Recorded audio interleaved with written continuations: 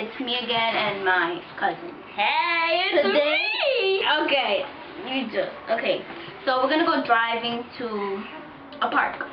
There's a lot of doodoo and a lot of pets. A lot of doodoo. And pets. And dogs. Okay, let's go.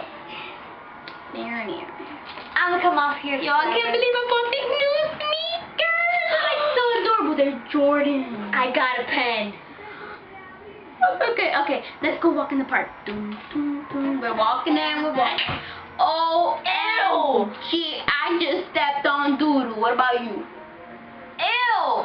I guess you did too. Yo, I hate it when people freaking leave their dogs stepping on the street. Like they do the doodoo and they don't pick it up. I know, right? And everybody steps on doodoo. You cannot say you did not step on doodoo because everybody stepped on doodoo before. Everybody. When I say everybody, I mean everybody. I mean everybody. Like even me and even her. And that was disgusting. You know what I remember one day? I had a puppy. His name was Scooby. Big shout out. I love you. And you do too, so you know that. Yeah. Right, so he did poop out front of my door.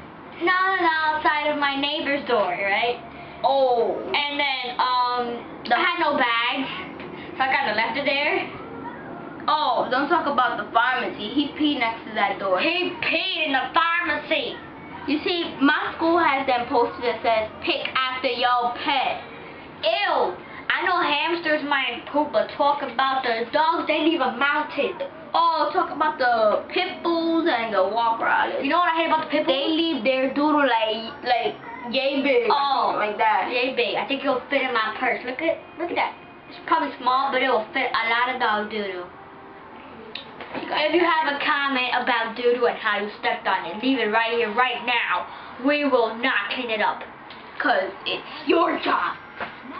Vice President of Doodle Desires. Done.